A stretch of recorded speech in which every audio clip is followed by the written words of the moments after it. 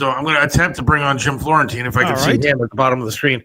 The great Jim Florentine joins us now. How are you, sir? What's going on? My picture's all fucked up. What's up? All right, so I know Chris is your friend and stuff like that, but I got to say that I admit that I'm kind of fanboying out a little bit. Like, I'm slightly gay for you right now because just the way that I am. Like, literally, I became a functioning alcoholic because of you. Well, like I always say, it's never a hot chick that's fanboying. Never. Well, like if I was a gay dude, I'd have AIDS 15 times already. My wife and I used to sit up at night, literally watch that metal show, just fucking drinking until we passed out. I mean, it was like the greatest time of my life. It was years that I'll never get back, but I thoroughly enjoyed it. So thanks for coming on today, man. No, I appreciate it. You need to be fucked up to watch it, the way it was shot and the way the edits and the cuts and all that. All right, Jim, I'm gonna start this off by attacking my partner Seth here, and maybe not. Maybe you'll say this is a good thing. Come on, dude. He bought this man girdle to try and hide his man tits. Gay or not gay? I don't know. Well, if it's not seen, see, it's under his shirt, so no one knows he has it. Look, the ad says women can push them up, men should be able to push them down. And so I want to be able to push. I'm pushing like 320 maybe. And so I want to be able to push down the tits, suck in the belly a little bit, and look a little bit better for women, I guess. Yeah, look, if it's underneath his clothing and no one knows, I get it. Look, if there was a thing where my bulge could look bigger, I would buy it. So, and I would stick it in there, and I'm like, oh, this is good. Maybe some chick in the front row sees it. And she wants to talk to me afterwards. But yeah, so I would be self-conscious if I had two big man tits too. But I don't know if I would buy that. No. I saw it on Amazon for like $20, and so I had to go for it. And I can't get. Yeah, they also sell dildos that you can get pegged with for $20 on Amazon. I bought those too, but I figured. Well, Jim, as you know, I am a huge fan of your podcast, and I tell it on every single show that I do. I talk about your podcast, man. It just makes me laugh every single week because you are like all the rest of us. You hate everything, and you realize that everything sucks. So talk a little bit about your podcast and talk about if there's anything that you do like. Well, that's why I told you when we connected a few months back, that's why I got turned on to you guys, you and Neely. I found you guys on YouTube. I'm like, these guys hate everything. They're fucking complaining. They're trashing everything. I'm like, this is great. Because you don't find that programming. You really don't. Everyone's trying to be nice on podcast. Everyone's nice, a little light ribbing. No one really takes a chance on calling anybody out. So, yeah, my podcast is basically the fans will, if they know stuff that I hate, and they'll send emails and go, I'm sure you're going to hate this, and I just comment on it. Right. So mostly everything on social media, pretty much. But you know what it does is it makes me realize what a faggot I am a lot of the time. I mean, half the time you're like, oh, listen to this fucking song, and you'll be like playing a song. I'll be like, I kind of like that song, and then you'll break it down. Why did he say this? Why? And I'm just like, oh my God.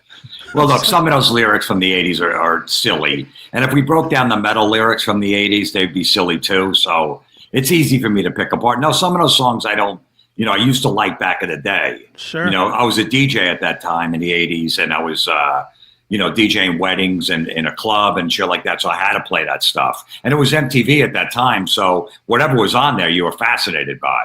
Mm-hmm. And then, but now when you listen, like, I know one of the bands that we like to pick on CMS is Loverboy. And not necessarily because the songs are bad, but it just always sounds like Mike Reno's just about to cry. He's always like, when you look into his eyes, it comes to you as no. It's like, shut up, you fag. He always sounds so whiny. Yeah. There's actually a couple, like, I got to admit, there's like Take Me to the Top, and there was one other one I didn't mind by Loverboy. Right, but then all the rest are just like, ugh. Hot Girls in Love. I don't know, for some reason I didn't mind that. I don't know why, but yeah, it's embarrassing. It's like having a man titty belt. I just admitted I like 2 Loverboy songs. All right, going back to calling people out a little bit. I know I don't want to sit here and be the typical dude asking about fucking Robin Quivers and stuff like that, but Howard Stern, you did him show a lot. The guy's fucking changed. And do you think he's changed? Do you think he's a fucking douche compared to what he used to be? And he's older. He's changed. You know, Chris, when we were talking when I first came on, you were saying, how come you were never around with all those guys like Norton and Voss and Bobby? And I forgot to say, I went on the Howard Stern show, and Jim Norton, we were living together, we were roommates at the time, went on Opie Anthony, and it was a huge rival. You could only do one of the other shows. You couldn't do both. So I chose Stern. Stern took a liking to me, so I just went that route, and I went on there for about 10 years. So I missed the glory days of O&A, but I just couldn't go on that show at that time. I go, okay, I'm going on this side. So, and then when, the show changed and Artie left, and they were kind of like PC, then I started going over to Opie and Anthony towards the end, and Opie and Jim and all that stuff. But look, some people just change when they get older. I've never changed. Like, I've been the same dude since I was like 22. Sure, I like the same bands. I like the same humor. I haven't grown up. I haven't evolved as a human being, and I like it. Because I think it's overrated. I listen to Howard on occasion these days, and it's not the same as it used to be, but he's always going on this, I'm not going to talk politics bullshit, and when he does, all he does is bash one side, obviously. But it's just him, like you did Jimmy Kimmel. Jimmy Kimmel's another one that I find completely fucking repulsive these days. Jimmy's a guy that I've known for years because I did Crank Anchors with him. It was Jimmy's show. It was Jimmy and Adam. So I've known Jimmy forever. We used to hang out in Vegas, do the calls there and shit like that.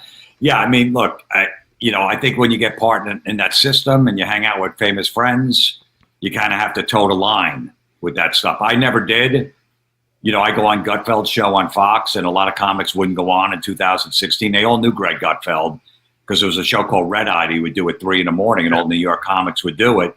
And once Trump became in office in 2016, I was like, don't go on Fox News. You're going to ruin your career. I go, I've known Greg for 10 years. I'm not just going to turn my back on him. Are you a Trump fan, or what do you think about the country? Look, the nonsense needed to stop. So it's good. I always tell people, I go, look, they had 4 years, the last 4 years to do their nonsense. Now Republicans do their nonsense for 4 years. And you come somewhere in the middle. Right on. Yeah, no, look, I mean, I like money, and I like to, not pay 50% of my fucking taxes. I'm out there still busting my ass, and fucking I'm paying for people to stay home. So that annoys me. So I lean conservative, definitely. Right on. Dude, what do you think? And this is one that I will say, because I know you know this guy. If you want to dodge it, dodge it. What do you think of Burr these days? Because, man, that dude has taken the hard left. The hard, he went from being so edgy to just licking the corporate balls, really. One thing about Bill, he always takes the opposite angle on things. Like, he never takes the easy take, so he'll always go opposite. So that he's always been like that. I watched his last special, and it's really good. Like, he says the word faggot in the special. Right. He's making fun of gay people and shit like that. So in his special, he's not really, there's a couple bits in there he does, but he does like to ride, both sides and stuff. He's got a little, look, you want to get publicity now, you got to say shocking shit. And he's all over the place. His special was coming out on Hulu. He's not on Netflix anymore. So, he knows. So I say outrageous shit. Half the people are going to like. I don't think he's lost any fans over it. Like, he's still going to sell out arenas. I don't think it's going to be 6,000 people instead of 17,000. Right. Yeah. Do you think we've gotten out of that cancel culture kind of mode? I mean, back, a few years ago, everybody was canceled for being, if they were a comic. You think we're kind of moving away from that? You could kind of say what you want now? Yeah, I think so. I think it's at that point. It got so crazy that even the liberals were getting canceled and like, hey, we're just because I said this, I was like, yeah, well, you guys started this shit. It's all because of you. You guys started it, and now it affected you, and now you have a problem with it. Yeah. Well, and the thing is that what ended up happening, at least in my opinion, just as somebody that goes to comedy shows, the ones that stayed edgy grew. The ones that didn't, the ones that conformed, where are they now? You're not hearing about any of them anymore. And people that you heard of even like 2 years ago, where are they now? Yeah, I've never been that. I remember years ago, there's comics like, hey, man, I have an agent. He says, don't be edgy anymore. That's not what the industry wants. I'm like, fuck. I go, you're going to listen to him? Who gives a fuck? Talk about what you think is funny. And that guy never went anywhere. He's still just floundering.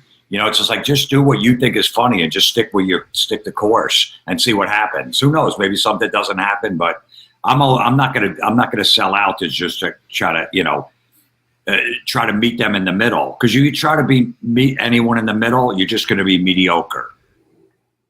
You ever been in front of an audience that was pissed off at what you were saying? Oh yeah, constantly.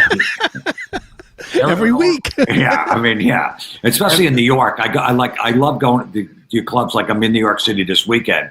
The crowds are between like 22 and 30. They have no idea who I am, which is good because then you know if the jokes are going to work. Because you perform in front of your audience, they give you a lot of leeway. Right. So I like doing that, and then also trying to relate to kids from 22 to 30.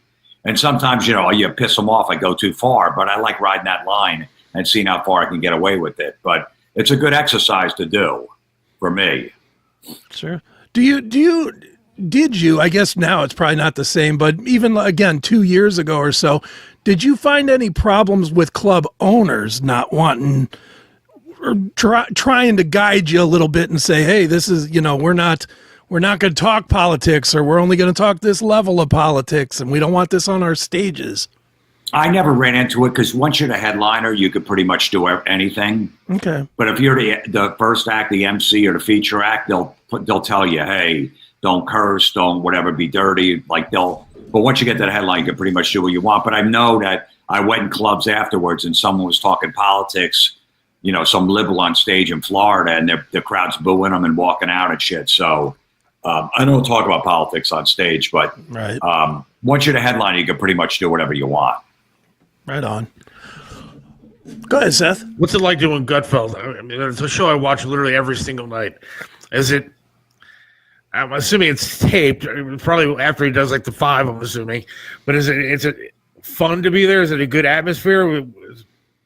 It's great. Greg's he tapes right after the 5, at 5 to 6. At 6:05, we tape Gutfeld, and it airs at 10 that night.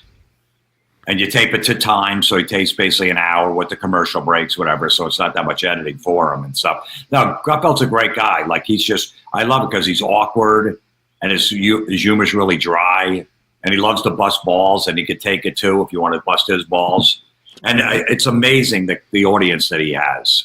It's insane how many people watch that show.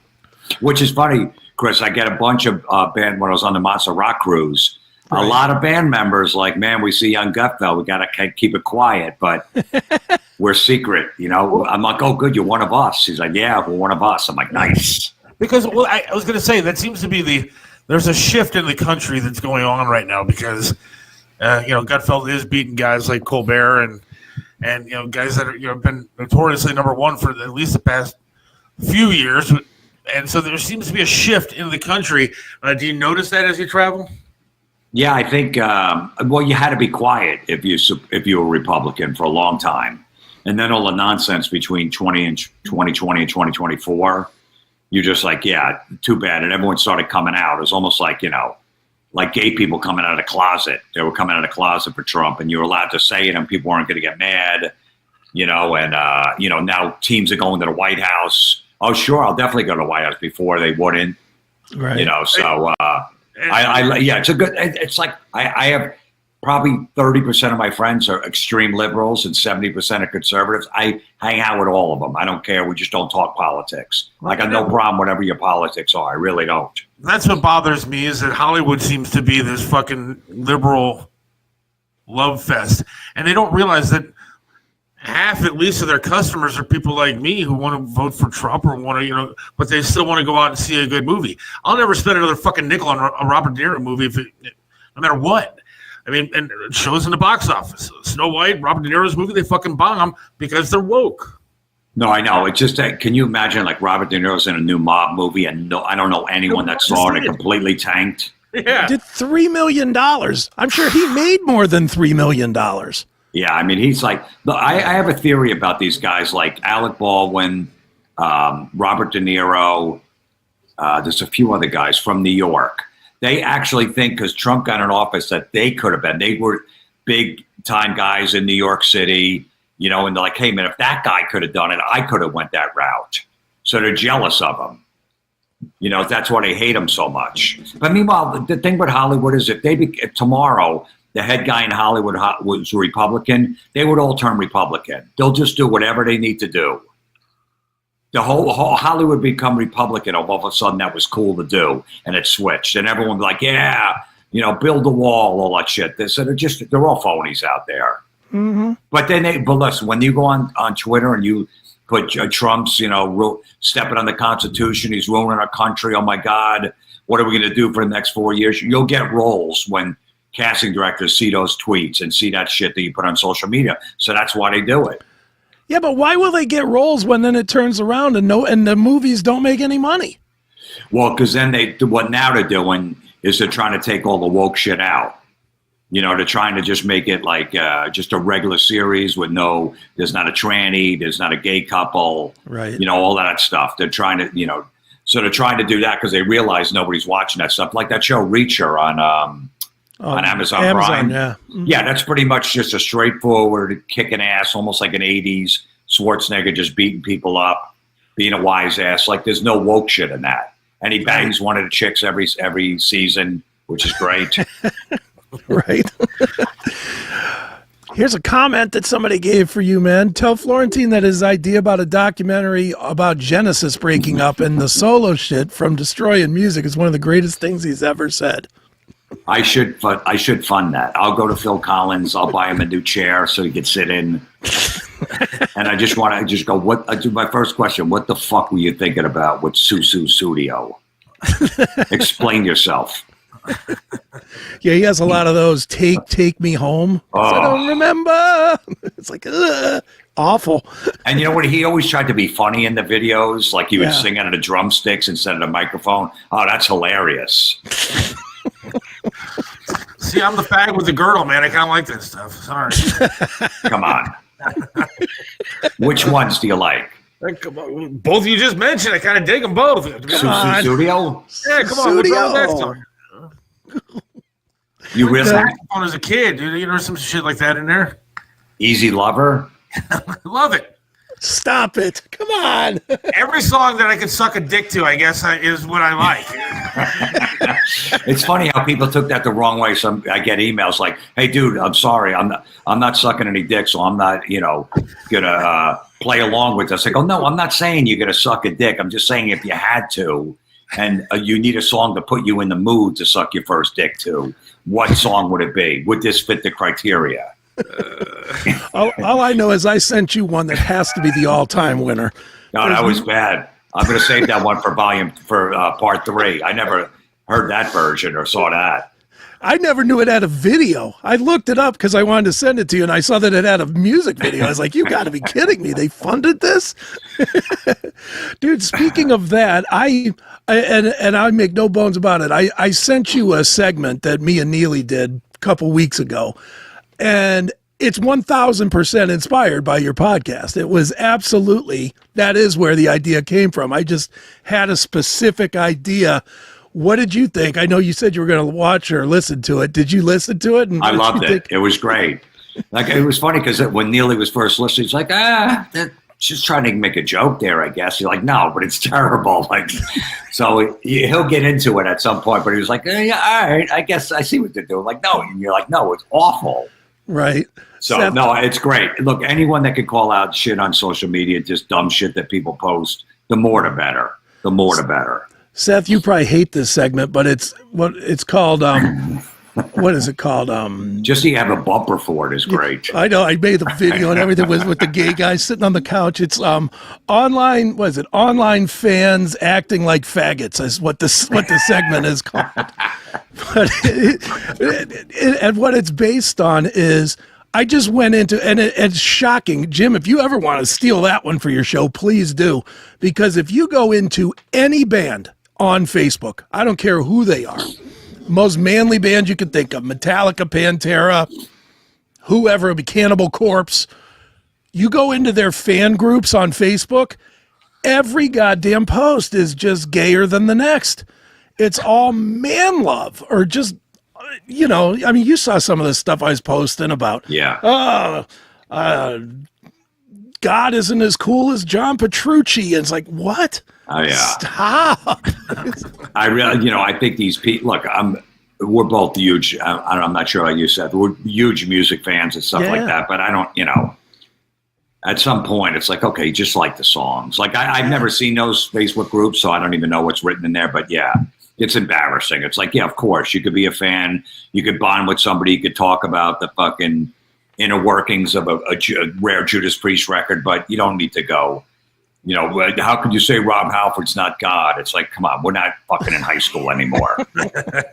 Yeah, I was a rock DJ on MMS here for, you know, over a decade. Oh, you were? I was, and now I'm into politics on radio. When were you on MMS? What years? 90. I started as an intern in 98, and I was on there until almost 2010, I guess. So were you on what Alan Cox show and Rover and all that? Oh yeah. I know Alan and I know Rover. I know them very well, actually. Yeah. Do you know Chad Zumock? He was on. I knew him when he crashed his car. Yes. yeah. He's a good friend of mine. He's a maniac. He's always a good dude to me, man. But yeah, I think he handled that the wrong way there, man. Don't be driving that car like that. But yeah, he was a good dude. Talk about a guy that takes a beating online. Oh boy. Yeah, he takes a little bit of a. He loves it. He loves just fighting with people. And the Rover show is huge in Cleveland. You know, I used to go on a lot. I did a couple of those Rover Fests where they did comedy. Yep. And stuff. I was actually at those Rover Fests, but they do a good job there. What do you think about the fucking music these days? Because Chris and I get in a fight all the time. Speaking of rock music, I'd say that rock music today sucks, and I wish we had music of the back of the day. And Chris says I'm just not looking in the right spots. Yeah, I mean it's not really out there some of the stuff, but I don't like Sleep. I don't like Ghost. I like the first Ghost record. But after that, I'm not into that. But I know that both of those bands are huge now. But like old school rock stuff, what the fuck is that band? Massive Wagons. Have you heard them from England? I have, yeah. They're not bad. I saw them on the Monster Rock Cruise live. I listened to the studio stuff. I'm like, but live they're a lot better. They were okay. So there are Midnight Cities, another band. I think they're out of Australia, kind of like an AC/DC sounding band. So there's some weird shit out there. It's tough to find. It really is because it's not on our radar. It's not, the shit's not popping up. So, I don't know. I don't really seek out new bands, but if something comes across, I like it. But I'm not looking for the next great new band. You know, like Dirty Honey. Obviously, I love those guys. Sure. You know, they're always out there and stuff. And Greta Van Fleet got it kind of weird. I liked them in the beginning, but then they're kind of like.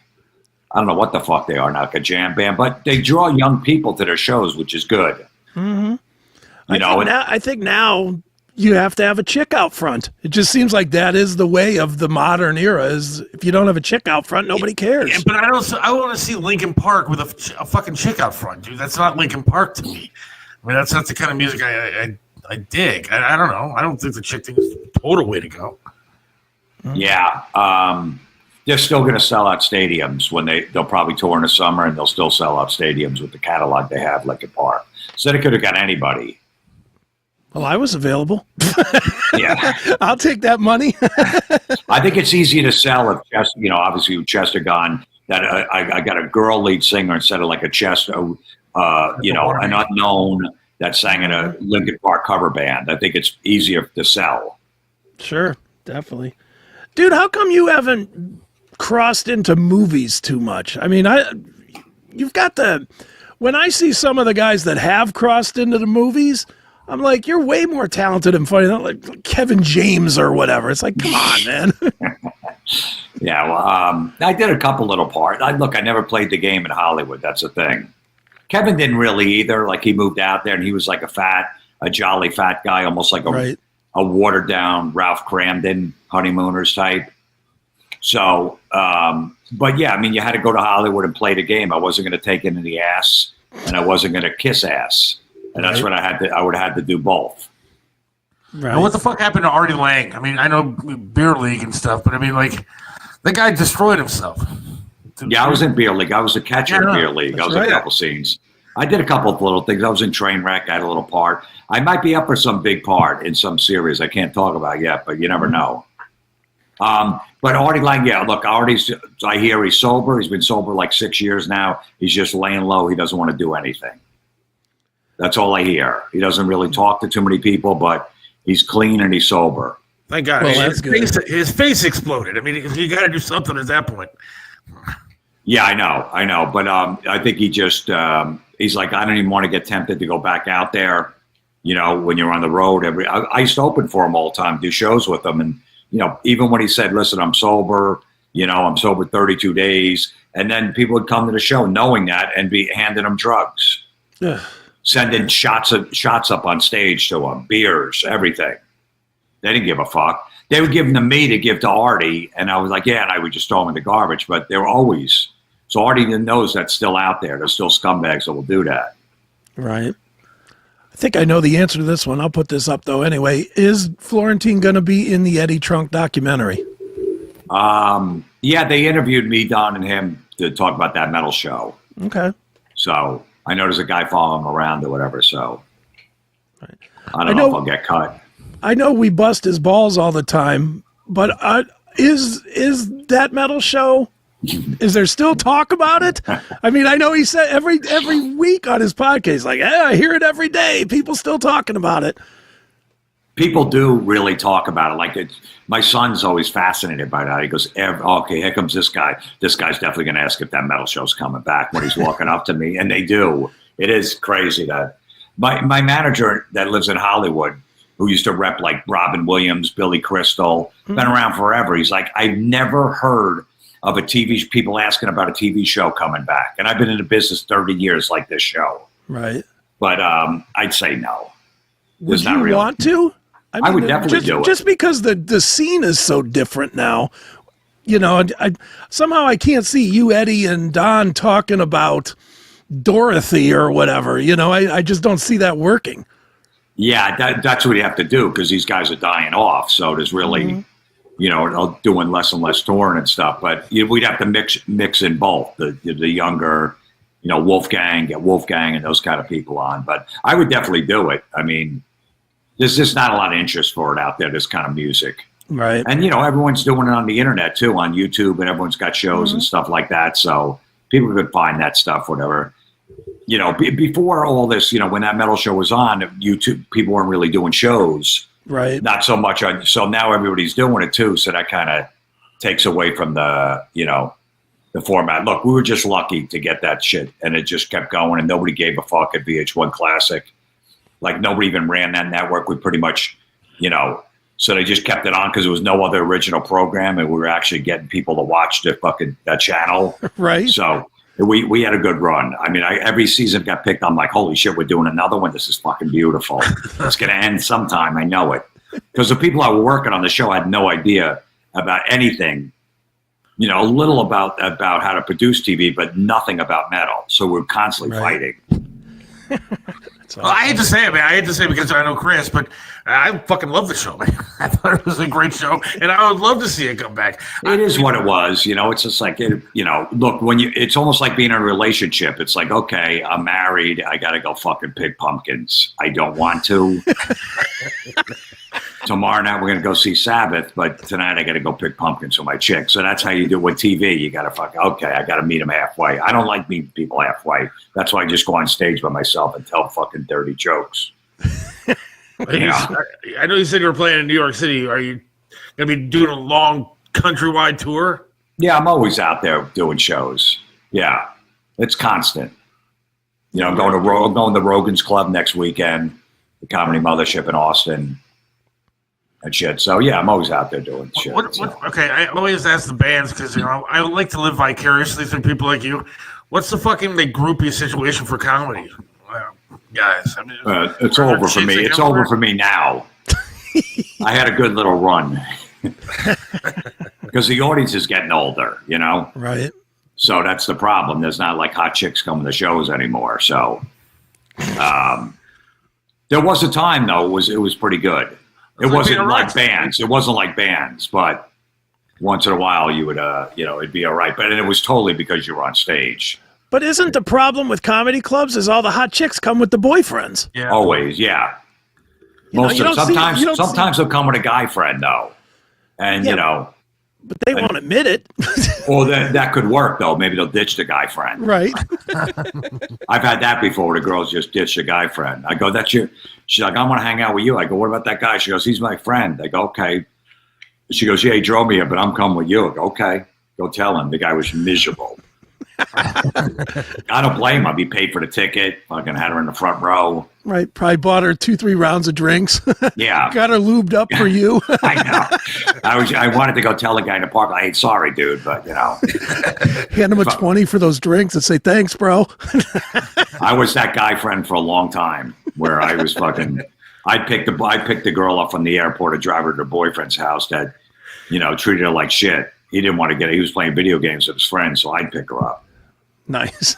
Yeah, and got nothing. Kiss on the cheek. Oh, you're my friend.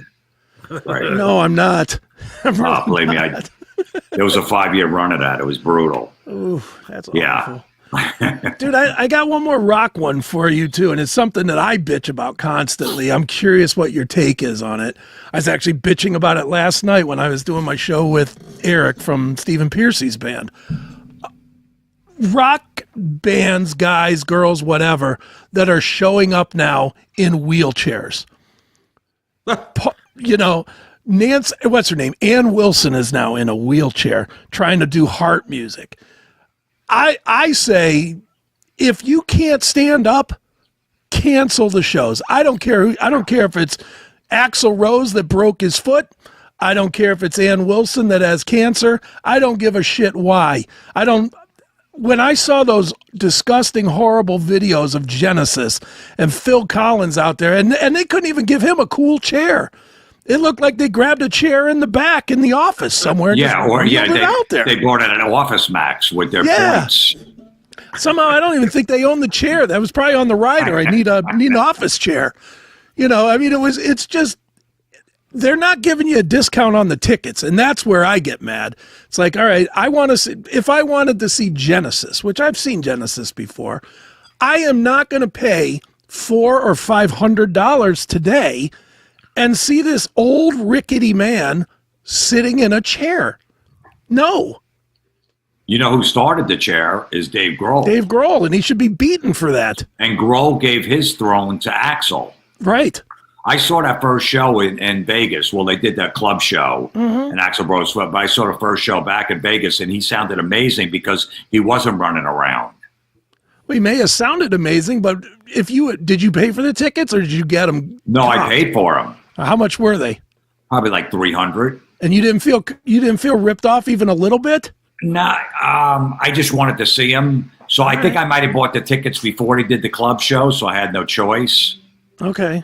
But, you know, just to see Slash and Duff up there and stuff. So sure. But then I just saw Rage Against the Machine a couple of years ago when he was sitting on a monitor because he tore his Achilles to sing with Zach. But look, yeah, it's weird. And I'm going to the Last Sabbath show over in England.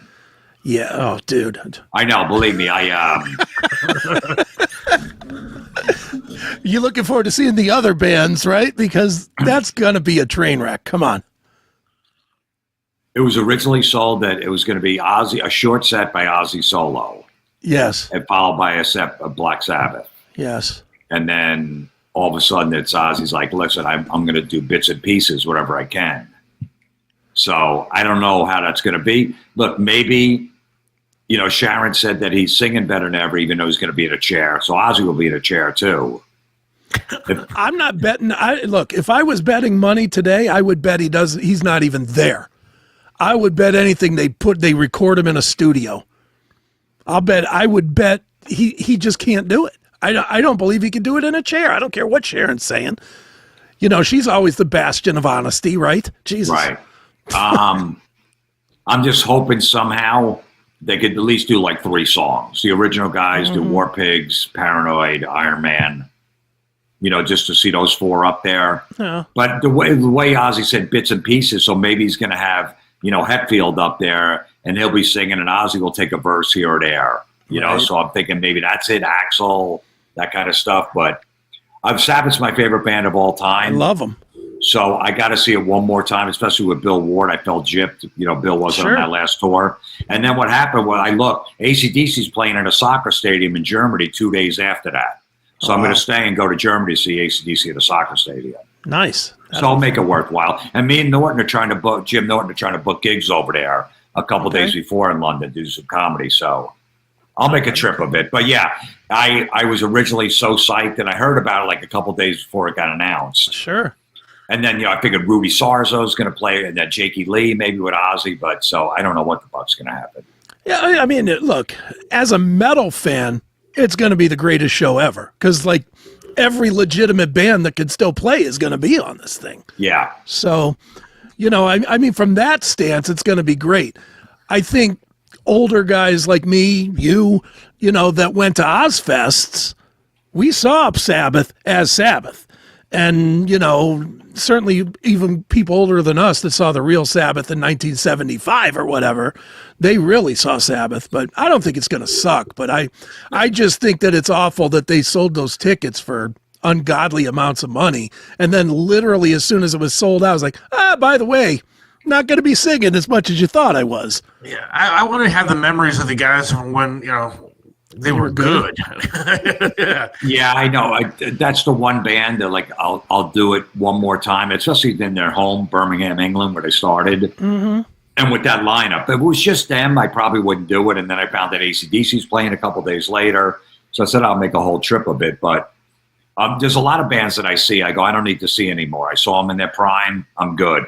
I don't need to see them anymore. I don't want to ruin that. But I will go, and I'll probably get suckered into whatever. But it's going to look Metallica, Guns N' Roses, Anthrax, Slayer, and I guess they're all going to do a couple of Sabbath cover songs, each band too. Yeah. So whatever. Yeah, you'll have fun. I mean, it's not going to suck, dude. How many Monsters cruises or cruises in general have you done that are rock related? Monsters, I've done like 5. The last 5. I get hired to do them. I wouldn't go on. I probably wouldn't. Maybe I would go on one if I wasn't getting paid and working. But I like doing it. Look, I like seeing those bands. It's fun. They do 2 shows over the course of 5 days, every band. And it's cool just to watch it. And, they have band like Rose Tattoo is one of my favorite bands. I love them. Oh, the fucking Angry Anderson, 78 years old. He's up there with a bottle of Jack Daniels, guzzling, fucking drinking from a bottle at 78. He goes, it's great. His raps in between songs. Over in Australia, we got 2 genders, male, female. I don't know if there's any liberal fucks out here, but that's us. That's the way we roll. Fucking beautiful.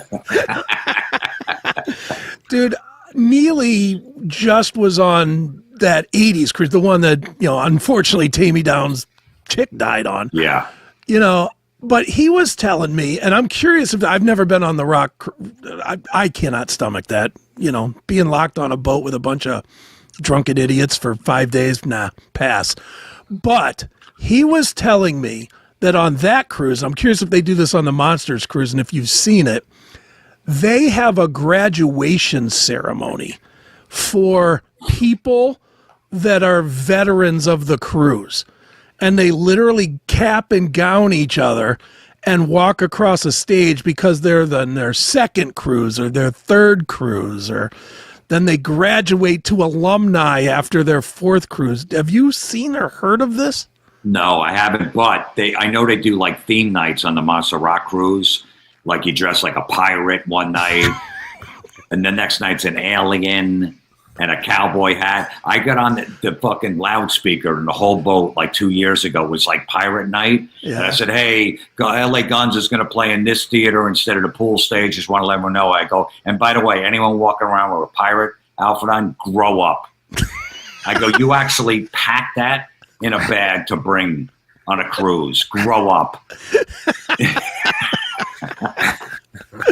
I have to imagine when that's all going on, you're hiding in your room watching movies or something, right? No, well, most people are like, not too much. Maybe like these theme nights this time, I was looking around because they were like, hey, if you guys can participate, like they're asking me and Don and Eddie, if you guys, like I'm going to fucking bring a cowboy hat. I'm going to bring a special bag to put a fucking hat in because it's cowboy hat night. I go, no, man, I'm good. I'll introduce the bands. I'll do some comedy. Because they made us do like one game show one time or something, and we just stood there and ruined it. You were supposed to be all physical. I don't know, with some moving around. I'm just standing there like this. Just get me out of this. Just write my check, goddamn Yeah, it. I know. Yeah, I'm not. Yeah, I don't know. Those cruises are.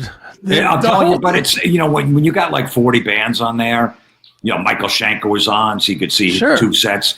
You know who's amazing live still? First of all, Tesla. Fucking every time. Another band, Night Ranger, unbelievable. Mm-hmm. Brad Gillis, just a fucking monster on the guitar. It's the original band except for one guy. Yeah, it's who's the guitar? Who they got? Kerry Kelly's the replacement guy. Yeah, right? yeah. You got great. the original band there. LA Guns is great. Mm-hmm. They're fucking killer. Faster Pussycat, they weren't on this time. They're amazing.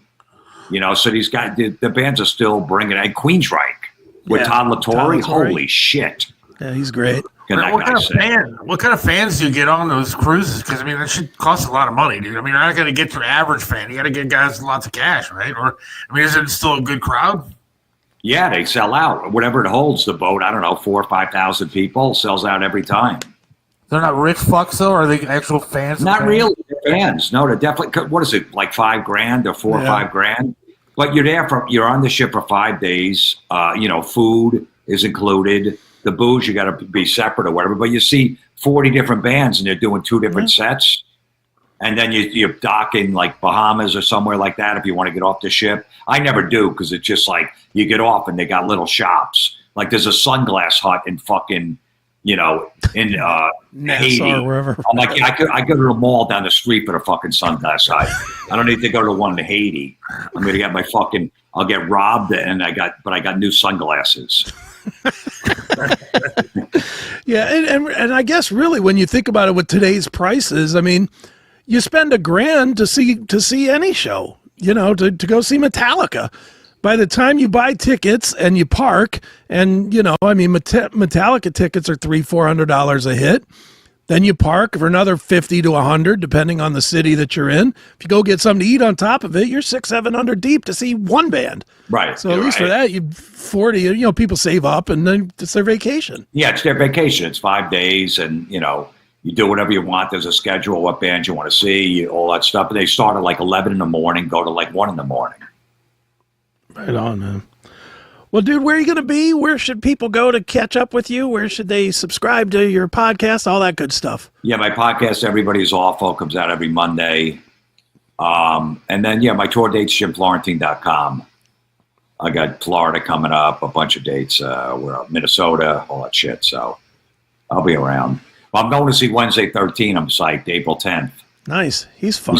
He's doing the Murder Dolls and like the Transylvania 90210 record. It's fucking awesome. He's fun, man. He's a little weird to interview. I don't know if you ever interviewed him, but he's a very he puts on the persona when he does interviews. So, I've met him backstage at shows before, and he's like, "Hey, what's up, man?" He's all amped. Then you get him in front of a camera. He's like, "Yes, we have a new record." Yeah, it's very dark and morbid. It's like, come on, dude. Who are you fooling? Yeah. Well, dude, this has been fun, man. It's always fun. You can always come on this one or any of my shows anytime you want to, dude. Door's always open. And thanks for coming on, bro. No, of course. Appreciate it, man. Absolutely. Good meeting you, Seth. So did you get that thing? Did you get the man tits thing yet? I do. I got it, but I can't put it on, man. Why? Because it's fucking too. I bought a 3X and it's too small to get over my head. I was standing in front of the mirror, like half fucking naked the other day, trying to put this damn thing on. And I must have stood there for a half hour trying to get my one arm through it, much less my fucking head. And seriously, I need like butter, Crisco, something to slide this thing on. I don't know. Tell him he's a faggot. Come on, Jim. Wait, couldn't your wife help you with it? Dude, my wife, I swear to God, this is not a lie, man. I've been married in June. I'll be married for 20 years. She has never seen me with my shirt off other than one time because I had a seizure and they had to cut my shirt off. And other than that, sex, nothing. She's never seen me with my shirt off, ever. You leave it on when you're banging her? Yes. So I'm not going to have her try to help me put a fucking girdle on, dude. That's the worst. That's true. I mean, you probably don't want your tits hitting her in the face if you're on top of her. It was so terrible. So, the girdle thing, I don't know what I'm doing. Stop being nice, Jim, and tell him. No, it's gay as gay could be. It's pretty gay, but If it was outside, if he was wearing it outside, like it was a fanny pack or some shit like that, I'm like, come on, what are you doing? I'll tell you what. Even if I get this fucking thing on, I don't know how I'm going to get it off. I'm going to have to cut it off me because it's that bad. And it has like little like weights or some shit in the front of it to like suck your organs in, dude. I mean, so I'm what cup size you think you are? I got to be pushing B, C. I don't know. I mean, that's why I wear hoodies all the time. You can't see anything. But I want to be able to wear I wear hoodies when it's 90 fucking degrees. And so I decided this year I want to go for T-shirts, and I need something to squish everything in. Squish it in. Just accept that you're fat. Take it. Just accept it. I'm grimace though, dude, because once this thing sucks everything in on top, my ass is going to be fucking huge. Does your wife know you bought the thing? Yeah, she saw it like hanging off the side of the bed. She's like, "What is it?" It's a tank top, but it looks like a tank top. Wait. Oh, it looks like a tank top to squeeze them in. Okay, yeah. But it's awful. There's nothing good about this damn thing. And what did she say when you told her what it was?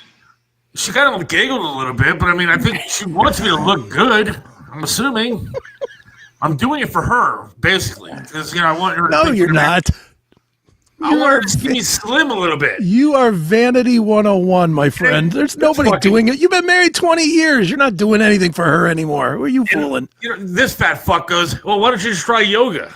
Yes. I'm not trying yoga. If I wanted to do something to improve myself, I'd get on the floor and do some sit-ups. I want the easy way out. I want a fucking girdle to suck all my shit in. If it works and it's it hides them, are you going to take your shirt off when you have sex with her? Yes. Well, she said you will. Well, I mean, I leave the girdle on, obviously. Right. But then you'll take it off. Yeah. Hell yeah. And then he won't be able to breathe because that thing's squeezing him so damn tight. And look, I'll be honest with you, man. I'm not exactly, the most well-endowed individual. So I honestly think that if I'm able to suck this thing in, one, I'll be able to see it again, and two, it might look larger down there. How's that? Unless you're seeing double because she's drunk. Unless the fat pushes out. I'm assuming that it'll squeeze in and push everything out a little bit. I don't think it works that way. Well, I don't know. I can't get it on. Could do a lot of different things. Have you tried Cialis or Viagra? Hims. I think I signed up for Hims. Oh, yeah, that's all right. But Cialis is good. Is it? Yeah, 48 hours. And it'll give you an extra inch. So I don't know what you got. Maybe 4. You'll get the 5 inches. If I had 48 hours, I'd be banging everything, including Chris, dude. Because I don't know what the hell I'm going to do with a dick hard for 48 hours. But no, it doesn't. It gets hard when you need it to get hard. Oh, okay. You can recover quicker. If it takes you a few hours to recover, you can recover in like 20 minutes. And whenever you need it, it pops right back up. Yeah, but see, I don't want to have to go see a doctor for this shit, dude. I don't want to have to embarrass myself and say this is my problem. Look, I got enough problems. Dude, Jim, I got one leg, all right? I lost a fucking leg. So, I got enough problems as it is. I don't need to be going to a doctor saying, by the way, I have one leg, I have man tits, and I can't get my dick hard. Help me out. Every doctor knows. Like, the doctor sticks his finger in your ass. You're not worried about that. But, hey, doc, but, my wife's getting older. I'm getting older. Can you give me some Cialis? Is he going to look at you weird? Well, I don't know. I've never been to a doctor to find out what they do for something like that. I mean, do they does the doctor play with it to see what happens? I don't know what do they do? Do they just ask you questions, or do they do some sort of test? What to get Cialis or Viagra? Yeah, I mean, no, you just tell them. I said, hey man, I'm having a problem getting it up. But they don't blow on it to see if it moves or nothing. Blow on it unless you want them to. I don't know what they do, man. I've never asked. I've never gone to a doctor and said, hey, look, the doctor that I have right now for my leg and everything is kind of cute. I mean, if she was willing to test it out for me, I think I'd be good. But I don't know. I'm a little nervous about that kind of stuff. You'll get that little Indian guy. Hello, I will blow on your dick. They're not going to care. Believe me, they don't think it's weird. You just say, hey, man, we've been married a long time, getting older. Is there anything I could do to fucking, to keep an erection? Oh, yeah, no problem. I'll write you a prescription. That's it. They're not going to look at you. He just had his finger in your ass. You think he's going to be like, all right. Now what? That's another thing I can't do, man. I'm almost 50 and I refuse to get any kind of butt play going on. I don't know. I'm What a do you little mean? nervous about what they're gonna like dig out of there. I don't want any kind of like They're gonna dig out of there. I don't want any kind of prostate What do you think? exam. They're going in with a spoon? Again, never done it. Never done it. I don't know. I'm very private when it comes to anything below the belt, man. Yeah, we could tell. Wait, so you never got your prostate checked? No. It's not that bad. Other than like by like a masseuse or something like that, I've never had my prostate checked. Okay, so masseuse did it before. Well, I mean, one of the Asian ones, that, for like $50. Then that, So you'll they- pay to get it done, but you won't get healthy. Well, I don't think she was a medical doctor. She wasn't actually looking for polyps or something like that. How far did you go up? First knuckle, second? Yeah, I would say close to second. Yeah. Wow, that's gay. Well, I mean, I am wearing a girdle. Or trying to, anyways. Yeah, now I don't approve of what you're wearing. And I like You go to fucking, second knuckle, that's gay. The first one, like, all right, whatever. and I like Phil Collins solo stuff. Well, I mean, that's not That true. seals the deal. Go put some suit on when the show ends and tell me you like it. Go, you know what? It's pretty good. Been married for 20 years and have a kid, so I think I'm all right. I don't think I'm that gay yet. No, I don't think so. But Working. you probably should get your prostate checked. I'm terrified of that. Look, he puts a glove on, he puts Vaseline on or whatever, slides right in. If you want him, he could dim the lights for you, put some music on. He could put fucking Easy Take Lover me on. home. Yeah, take me home. There you go. I don't know, man. Don't they use a scope? I thought they use like a scope. They put like a camera up in there. That's what they do in a colonoscopy. Oh, You're out cold, but no, the prostate, they just bend you over. Yeah, I've never had either one of those done. No. I was talking to my dad about that the other night. My dad's like, he's like almost 80. He's like, yeah, you got to start getting a colonoscopy. There's no fucking way I'm getting a colonoscopy. You're out cold. They give you the Michael Jackson juice. Yeah, It's like- great. And then you're out, and then you wake up, and they're good. It's good. It's good. Not a fan. Who is a fan? You're not a fan of that, but he was a fan of when the Asian chick put a fucking Yeah, finger that was on okay. her second knuckle. Totally different. A lot cheaper. Said it was too. okay. Insurance wasn't going to bill me for that one. I love how they come out with the hot towel afterwards and wipe you down. They put it in the microwave. It's beautiful. The best one was, trying to get in the mood for one of those things, and this old lady comes out, this old fucking Chinese lady, and she's like showering me down like I'm laying on a slab, and she's showering me down like I'm a fucking dog or something. And then they bring in the hot chick, but I wasn't really prepared for the hot chick after the old lady. Yeah, they want to make sure if they're going to be doing that to you, they don't want you smelling down there, so they rinse you off. It's terrible experiences. It's funny. I would take my shirt off for an Asian massage parlor girl, but not my wife. What's wrong with you? What do you think your Wrong. wife would do if you took it off and she saw what you looked like? I don't know. I mean, I guess that's a good question because I never really pondered that. I just haven't done it. I just refuse to do it. She stayed with you when you lost a leg. And Like you're we worried took about a fucking shower. shirt? We were dating for a little bit. We took a shower together, right? And I took a shower with my fucking shirt on and socks. You I had my did? socks and shirt on in the shower. Why do I see a new Jim Florentine podcast, the Seth interview? I swear to God, her shower was like a fucking hurricane too, dude. It was like as soon as the water hit you, like bounced off the walls. But I didn't take the shirt off, didn't take the socks off. I never take my socks off in front of her either. Chris is right. If she stayed with you with one leg, she's going to stay with you over your man tits. She's not going to care. I don't know. She's not caring. A little self-conscious, I guess.